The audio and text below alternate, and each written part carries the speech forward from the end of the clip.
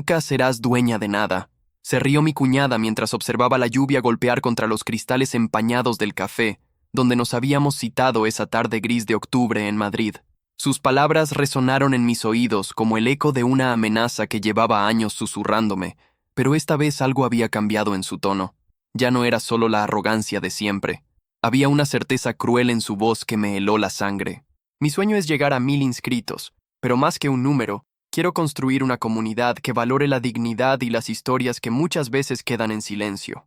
Si tú también crees en el poder de la verdad y la esperanza, únete a Dignidad Silenciosa. Suscríbete ahora y acompáñame en este camino para hacer que cada voz sea escuchada. Juntos podemos lograrlo.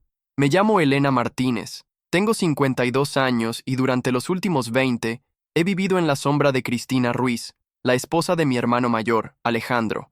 Desde el día que se casaron, Cristina se las arregló para convertirse en la matriarca no oficial de la familia, manipulando cada situación a su favor con una habilidad que rayaba en lo artístico. Mi hermano, cegado por lo que él creía que era amor, nunca vio la verdadera naturaleza de la mujer con la que compartía su vida. La conversación de esa tarde había comenzado como muchas otras, Cristina fingiendo preocupación por mi situación económica, mientras dejaba caer comentarios venenosos sobre mi falta de ambición y mi dependencia de la generosidad familiar. Yo trabajaba como profesora de literatura en un instituto público de Chamberí, un trabajo que amaba pero que, según Cristina, me convertía en una carga para la familia. Mira, Elena, continuó, removiendo su café con leche con movimientos calculados. Ya es hora de que aceptes la realidad. Alejandro y yo hemos estado hablando sobre la herencia de tus padres.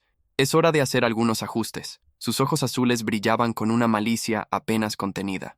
La casa de Salamanca, por ejemplo. Alejandro piensa que sería mejor venderla. Con ese dinero podríamos invertir en algo más productivo. La casa de Salamanca, el lugar donde había crecido, donde mis padres habían vivido sus últimos años, donde cada piedra guardaba recuerdos de una infancia feliz antes de que la vida me enseñara lo cruel que podía llegar a ser. Mis padres me la habían dejado en su testamento, junto con una pequeña suma de dinero que me había permitido mantener cierta independencia económica. Esa casa es mía, Cristina, respondí con una calma que no sentía. Papá y mamá fueron muy claros en su testamento. Ella soltó una risa que sonó como cristales rotos. Oh, querida Elena, qué ingenua eres. Los testamentos son documentos, flexibles, especialmente cuando hay irregularidades. Su sonrisa se volvió más amplia y más fría. ¿Sabías que Alejandro encontró algunos documentos interesantes entre las cosas de tu padre? Documentos que podrían poner en duda la validez de ciertas disposiciones testamentarias. Mi corazón comenzó a latir más rápido. ¿Qué documentos? Digamos que tu padre no fue tan cuidadoso con sus finanzas como debería haber sido. Hay evidencias de que la casa se usó como garantía para ciertos préstamos que nunca se pagaron completamente. Cristina se inclinó hacia adelante, su voz bajando a un susurro conspirador. Si esos acreedores decidieran reclamar lo que se les debe, la casa tendría que venderse para cubrir las deudas. Eso es imposible, murmuré, pero una semilla de duda comenzó a crecer en mi pecho.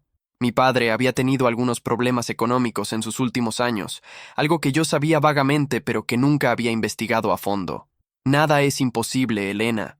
Solo es cuestión de presentación. Cristina se recostó en su silla, claramente disfrutando de mi creciente angustia. Por supuesto, si fueras más colaborativa con ciertos arreglos familiares, estos documentos podrían perderse fácilmente. Entendí inmediatamente lo que estaba sugiriendo. Era un chantaje puro y simple. Cristina había estado planeando esto durante meses, quizás años, esperando el momento perfecto para atacar, y yo, en mi ingenuidad, había caminado directamente hacia su trampa. ¿Qué quieres de mí?, pregunté, odiándome por la debilidad en mi voz. Es simple, respondió, sacando un sobre de su bolso Chanel. Aquí tienes una renuncia voluntaria a tus derechos sobre la herencia paterna. Firmas esto y los documentos comprometedores desaparecen. Te quedas sin nada, por supuesto, pero al menos evitas una batalla legal costosa que, te garantizo, no puedes permitirte ganar. El sobre quedó sobre la mesa entre nosotras como una serpiente dormida. Mis manos temblaron cuando lo alcancé, y por un momento consideré la posibilidad de abrirlo, de leer las palabras que me despojarían de todo lo que mis padres habían trabajado para darme. Pero entonces recordé algo. Un detalle que había estado enterrado en mi memoria durante años. Mi padre, en una de sus últimas conversaciones conmigo, mencionando que había tomado precauciones especiales para asegurar que yo estuviera protegida. En aquel momento pensé que se refería a su seguro de vida, pero ahora me preguntaba si había algo más. Necesito tiempo para pensarlo, dije finalmente, devolviendo el sobre sin abrirlo. La expresión de Cristina se endureció. El tiempo es un lujo que no tienes, Elena. Alejandro ya ha contactado a los acreedores. Si no firmas para el viernes, ellos tomarán medidas legales. Viernes. Eso me daba 3 días. Salí del café con las piernas temblorosas, sintiendo el peso de la humillación como un manto sobre mis hombros. La lluvia había arreciado, y caminé por las calles de Madrid sin rumbo fijo, dejando que el agua fría me empapara el cabello y la ropa. Los peatones pasaban a mi lado con prisa, protegiéndose bajo paraguas y corriendo hacia portales, pero yo necesitaba sentir el castigo del clima, como si pudiera lavarme la sensación de impotencia que me ahogaba. Llegué a mi pequeño apartamento en la calle Fuencarral, pasadas las 8 de la noche, completamente mojada y temblando de frío. Era un piso modesto de 2 habitaciones que alquilaba desde hacía 15 años, decorado con muebles heredados y libros que se apilaban en cada superficie disponible. No era mucho, pero era mío, al menos por ahora. Me preparé un té caliente y me senté en el sofá del salón, rodeada por los fantasmas de todas las veces que había cedido ante Cristina. Recordé la Navidad en que me había hecho sentir culpable por no poder costear regalos caros para mis sobrinos, el cumpleaños de mi hermano donde había sugerido que mi presencia ensombrecía la celebración porque no tenía pareja, la reunión familiar donde había comentado, delante de todos, que era una solterona amargada que vivía de los recuerdos. Cada humillación había sido una gota más en un vaso que ahora estaba a punto de desbordarse, pero esta vez era diferente. Esta vez no se trataba solo de herirme, se trataba de despojarme de la única seguridad que tenía en el mundo. Esa noche apenas dormí. Di vueltas en la cama, reviviendo la conversación una y otra vez, buscando alguna salida que no veía. Al amanecer, tomé una decisión que cambiaría todo. Iría a Salamanca a revisar los documentos de mi padre. Si Cristina estaba mintiendo, necesitaba pruebas, y si estaba diciendo la verdad, al menos querría conocer toda la extensión de mi ruina. El viaje en tren a Salamanca duró 2 horas y media, tiempo que pasé mirando por la ventana cómo el paisaje de Madrid daba paso a las llanuras castellanas. El cielo había aclarado durante la noche, y el sol de octubre pintaba los campos de dorado, creando un contraste extraño con la oscuridad de mis pensamientos. La casa de mis padres estaba en la zona antigua de la ciudad, una construcción de piedra del siglo XVIII que mi bisabuelo había comprado cuando era joven y ambicioso. No era una mansión, pero tenía el encanto sólido de las cosas hechas para durar. El jardín estaba descuidado. Hacía meses que no venía a cuidarlo, y las hojas caídas cubrían el sendero como una alfombra amarillenta. Entré con la sensación de estar profanando un templo. La casa olía a cerrado y a recuerdos, una mezcla de cera de muebles y el perfume de lavanda que mi madre siempre usaba. Fui directamente al despacho de mi padre, una habitación pequeña en la planta baja donde él había pasado horas haciendo cuentas y leyendo el periódico. El escritorio seguía tal como lo había dejado. Papeles ordenados en pequeñas pilas, bolígrafos alineados junto a un tintero antiguo que nunca usaba, pero que se negaba a tirar. En el cajón superior encontré su agenda personal, llena de anotaciones con su letra cuidadosa y precisa. Pasé horas revisando documentos, facturas, correspondencia bancaria. Mi padre había sido meticuloso con sus finanzas, guardando cada recibo, cada extracto bancario, cada documento legal, pero no encontré nada que sugiriera deudas pendientes o problemas económicos serios. De hecho, las cuentas parecían estar en orden, con un pequeño superávit cada mes. Fue cuando revisaba una caja de documentos más antiguos que encontré algo inesperado, una carpeta marcada con mi nombre y la fecha de 2 años atrás. Dentro había una carta escrita con la letra de mi padre y dirigida a mí. Mi querida Elena, comenzaba la carta, si estás leyendo esto, significa que ha llegado el momento de revelarte algo que he mantenido en secreto durante años. Siempre supe que Cristina no era de fiar, y he tomado medidas para protegerte de sus manipulaciones. Mi corazón comenzó a latir más rápido mientras seguía leyendo. Hace 5 años, cuando tu madre enfermó, Cristina vino a verme con una propuesta. Quería que cambiara el testamento para dejarle a Alejandro una mayor parte de la herencia. Cuando me negué, Comenzó a hacer insinuaciones sobre problemas familiares que podrían surgir si yo no comprendía la situación. Fue entonces cuando decidí tomar precauciones. La carta continuaba explicando cómo mi padre había anticipado los movimientos de Cristina. Había creado un segundo testamento, más detallado y legalmente blindado, que había depositado en el despacho de Ramón Castillo, un abogado de confianza en Madrid. Además, había documentado meticulosamente cada interacción con Cristina, incluyendo grabaciones de audio de varias conversaciones donde ella había intentado presionarlo. El testamento oficial que Alejandro conoce es real, pero incompleto, explicaba la carta. El verdadero testamento incluye disposiciones adicionales que aseguran tu protección. Además, he dejado instrucciones específicas sobre cómo proceder si Cristina intenta lo que sospecho que intentará. Al final de la carta había un número de teléfono y una dirección en Madrid. El despacho del abogado Ramón Castillo. Mis manos temblaron mientras doblaba la carta. Mi padre había previsto esto. Había conocido a Cristina mejor que su propio hijo y había tomado medidas para protegerme. Por primera vez en días, sentí una chispa de esperanza. Pasé la noche en la casa de Salamanca, durmiendo en mi antigua habitación, rodeada por los recuerdos de una época más simple. Al amanecer, tomé el primer tren de vuelta a Madrid con la carta de mi padre guardada cuidadosamente en mi bolso. El despacho de Ramón Castillo estaba en el centro de Madrid, en un edificio elegante pero no ostentoso cerca del Palacio de Justicia. Era un hombre de unos 60 años, con cabello gris perfectamente peinado y unos ojos grises que parecían capaces de ver a través de cualquier mentira. Cuando le mostré la carta de mi padre, su expresión se iluminó con algo que podría haber sido diversión. «Ah, Elena», dijo, acomodándose en su silla de cuero. Su padre fue muy claro sobre este día. Me dijo que tarde o temprano usted vendría aquí, probablemente desesperada y creyendo que había perdido todo. Abrió un armario y sacó una carpeta gruesa. Don Ricardo fue muy meticuloso. No solo preparó un testamento adicional, sino que también documentó cada intento de manipulación por parte de su cuñada. Tenemos grabaciones, fotografías de documentos falsificados que ella le mostró, e incluso testimonios de terceras personas que presenciaron algunas de sus tácticas de persuasión. ¿Documentos falsificados?, pregunté, recordando las amenazas de Cristina sobre supuestas deudas. Su padre nunca tuvo deudas pendientes sobre la casa de Salamanca, confirmó el abogado. De hecho, la pagó completamente hace más de 10 años. Los documentos que su cuñada dice poseer son falsificaciones bastante obvias. Su padre los obtuvo de una fuente, digamos, cercana a la señora Ruiz, y los hizo examinar por un experto en documentos. Me mostró copias de los supuestos documentos de deuda, junto con el informe del experto, que detallaba todas las inconsistencias que los identificaban como falsos. Era un trabajo amateur, lleno de errores que cualquier tribunal habría detectado inmediatamente. Pero hay más, continuó Ramón, con una sonrisa que no llegaba a sus ojos.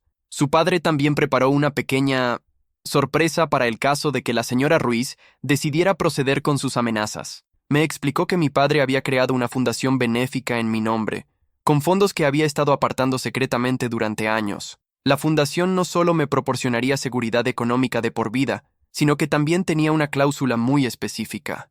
Cualquier intento de intimidación o chantaje hacia mí resultaría en que el resto de la herencia familiar fuera donado íntegramente a obras benéficas, dejando a Alejandro y Cristina completamente fuera. Además, añadió el abogado, tenemos evidencias suficientes para presentar cargos criminales contra la señora Ruiz por falsificación de documentos, chantaje y extorsión. Su padre quería darle la opción de cómo proceder. Salí del despacho sintiendo como si hubiera renacido. Por primera vez en años, no solo tenía las herramientas para defenderme de Cristina, sino que tenía el poder de contraatacar. La sensación era embriagadora y, debo admitirlo, un poco peligrosa. Esa noche llamé a Cristina y le pedí que nos viéramos el viernes por la mañana en el mismo café donde habíamos tenido nuestra primera conversación. Le dije que había tomado una decisión sobre su oferta y que quería discutir los términos. Me alegra escuchar que has entrado en razón, respondió con esa voz dulce y venenosa que había perfeccionado durante años. Nos vemos a las 11. El viernes llegó con un cielo despejado y brillante, una de esas mañanas de octubre en Madrid que hacen que uno se sienta optimista sobre el futuro. Me vestí cuidadosamente, un traje azul marino que había comprado para ocasiones especiales, zapatos de tacón medio y un maquillaje más elaborado de lo habitual. Quería verme profesional, segura, como una mujer que había tomado el control de su vida. Llegué al café 5 minutos antes de la hora acordada y elegí una mesa cerca de la ventana, donde la luz natural favorecería mi apariencia y donde habría testigos de lo que estaba a punto de suceder. Pedí un cortado y esperé, sintiendo una calma extraña que me sorprendió. Ya no estaba nerviosa, estaba lista. Cristina llegó exactamente a las 11, vestida con uno de sus trajes de diseño y llevando el mismo bolso Chanel de la semana anterior. Su expresión era de satisfacción apenas contenida, como un gato que ha acorralado a un ratón. Se acercó a mi mesa con pasos confiados, claramente esperando una rendición total. «Buenos días, Elena», dijo mientras se sentaba. «Espero que hayas traído los documentos firmados». «He traído algo mejor», respondí, sacando una carpeta de mi bolso. «He traído la verdad». Su expresión cambió ligeramente, pero mantuvo su compostura. «¿La verdad? ¿De qué estás hablando?» «Estoy hablando de documentos falsificados, Cristina. Estoy hablando de chantaje y extorsión. Estoy hablando de años de manipulación y mentiras que están a punto de terminar». Puse la carpeta sobre la mesa y la abrí, revelando las copias de los documentos falsificados junto con el informe pericial. Los ojos de Cristina se agrandaron al reconocer los papeles. «¿Dónde conseguiste eso?», murmuró, su voz perdiendo toda su seguridad anterior. «Mi padre era más inteligente de lo que pensaste», respondí. «Sabía exactamente quién eras desde el principio y tomó medidas para protegerme de ti. Cada mentira que dijiste, cada amenaza que hiciste, cada documento que falsificaste, todo está documentado y verificado por expertos». La transformación en Cristina fue extraordinaria de presenciar. La mujer segura y manipuladora de momentos antes se desplomó ante mis ojos, convirtiéndose en algo más pequeño y desesperado. «Elena, por favor», comenzó, su voz ahora suplicante. «Podemos llegar a un acuerdo. No hay necesidad de que esto se vuelva desagradable». «¿Desagradable?», repetí, sintiendo una risa amarga burbujeando en mi garganta. «Como todos los años que me hiciste sentir inferior, como todas las veces que me humillaste delante de la familia, como intentar robarme lo único que mis padres me dejaron». Saqué otro documento de la carpeta, una copia del verdadero testamento de mi padre.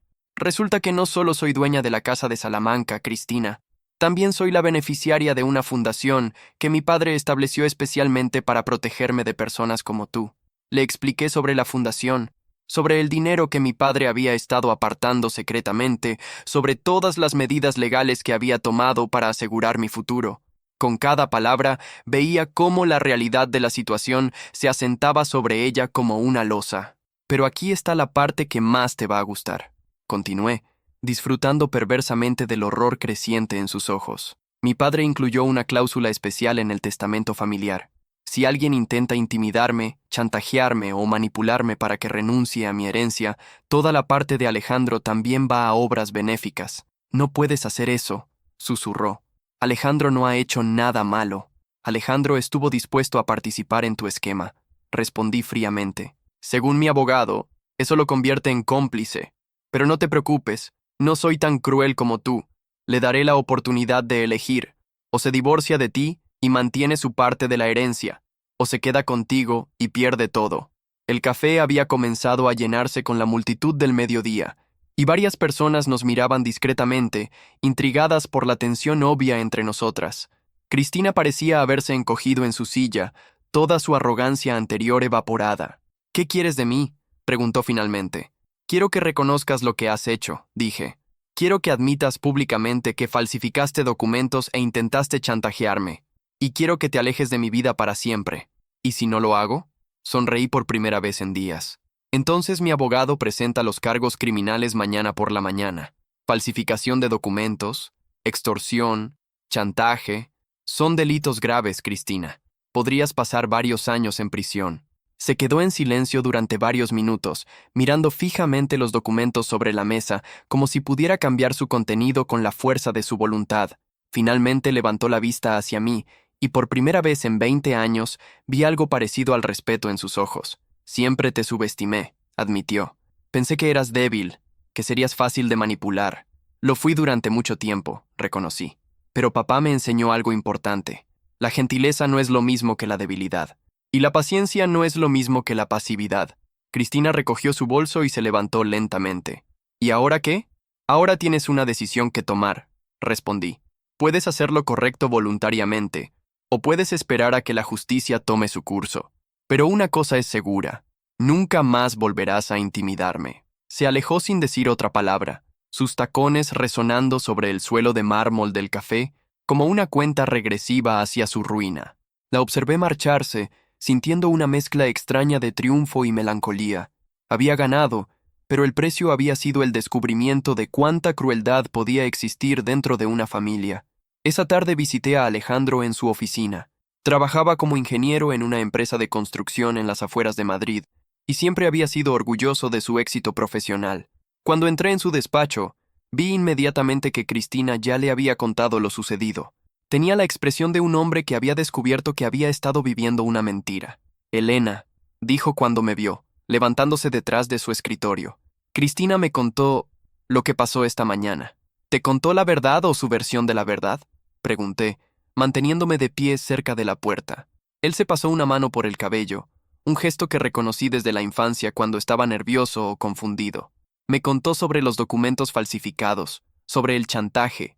Su voz se quebró ligeramente. Elena, yo no sabía. Te juro que no sabía que había falsificado esos documentos. ¿Pero sabías que me estaba amenazando? La pausa antes de su respuesta fue toda la confirmación que necesitaba.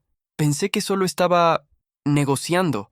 Me dijo que habías estado viviendo por encima de tus posibilidades, que necesitabas ayuda para tomar decisiones financieras responsables. Y tú le creíste. Es mi esposa, Elena. ¿Cómo no iba a creerle? Su voz se alzó con una desesperación que me dolió más de lo que esperaba. Durante 20 años he creído todo lo que me ha dicho. ¿Cómo se supone que procese el hecho de que todo ha sido mentira? Me acerqué a él y por primera vez en años puse una mano en su hombro. Alejandro, necesito que sepas algo. No voy a destruir tu vida. No voy a activar la cláusula que te dejaría sin herencia. Eres mi hermano, y a pesar de todo, te amo. Sus ojos se llenaron de lágrimas. No me merezco tu perdón.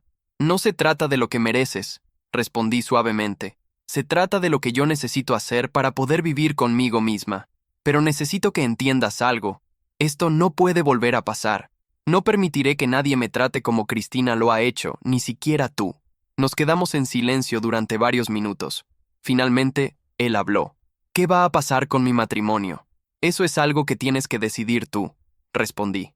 Pero te sugiero que pienses cuidadosamente en con quién has estado compartiendo tu vida durante 2 décadas. 2 semanas después, recibí una llamada de Ramón Castillo informándome que Cristina había aceptado firmar una confesión completa de sus acciones a cambio de que no presentáramos cargos criminales. También había aceptado alejarse permanentemente de mí y no tener contacto alguno con ningún asunto relacionado con la herencia familiar. Alejandro me llamó esa misma noche para decirme que había pedido el divorcio. ¿Estás bien?, le pregunté.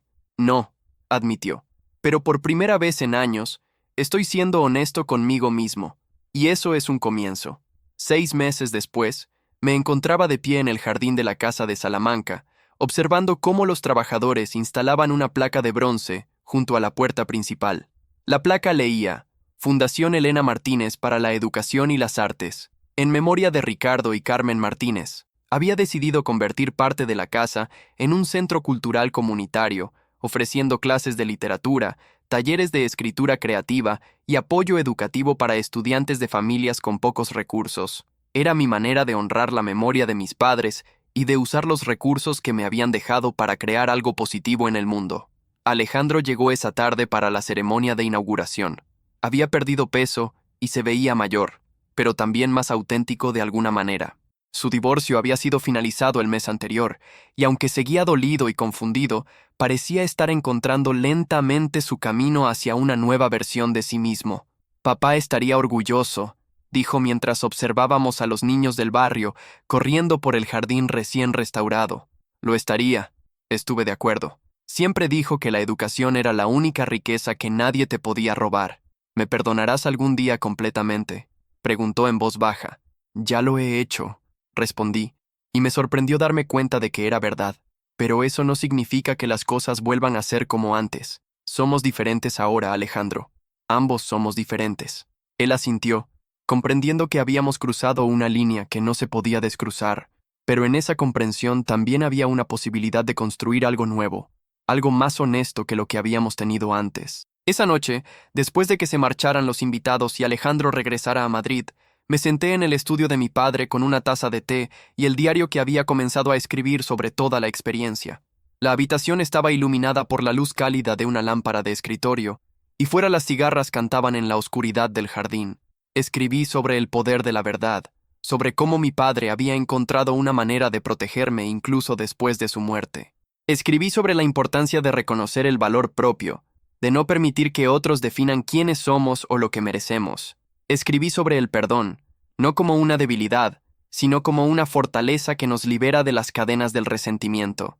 Pero sobre todo, escribí sobre la transformación, sobre cómo una mujer de 52 años puede descubrir que nunca es demasiado tarde para defenderse, para reclamar su poder, para convertirse en la persona que siempre tuvo el potencial de ser.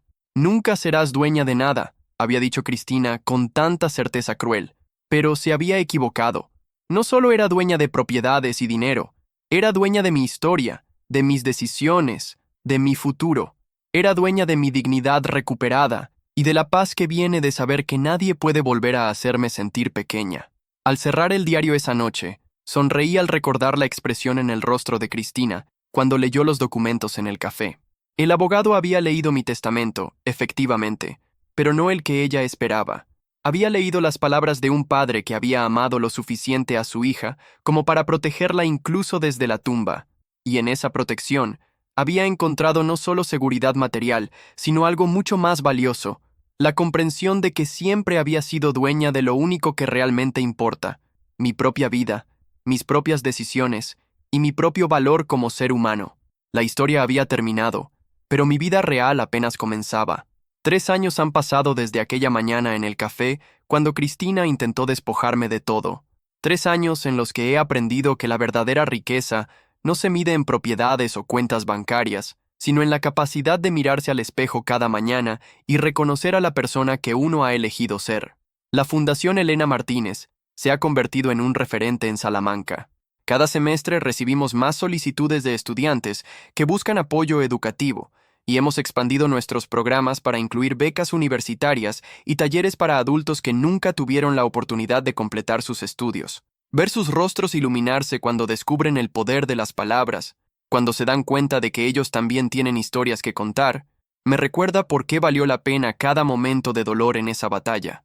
Alejandro y yo hemos reconstruido lentamente nuestra relación. No es la misma cercanía ingenua de la infancia, pero es algo más sólido, basado en el respeto mutuo y la honestidad. Él viene a visitarme una vez al mes, y juntos trabajamos en el jardín de la casa familiar, hablando de todo y de nada, sanando heridas que pensábamos que nunca cerrarían. De Cristina no he vuelto a saber nada directamente, aunque Alejandro me contó que se mudó a Barcelona y que ha intentado contactarlo varias veces sin éxito. A veces me pregunto si habrá aprendido algo de toda esta experiencia, si habrá encontrado algún tipo de redención. Pero esas reflexiones ya no me quitan el sueño como antes, porque al final, la lección más importante que aprendí no fue sobre justicia o venganza, sino sobre el poder transformador de conocer el propio valor. Durante años permití que otros escribieran mi historia, que definieran mi lugar en el mundo, que me convencieran de que merecía menos de lo que realmente valía.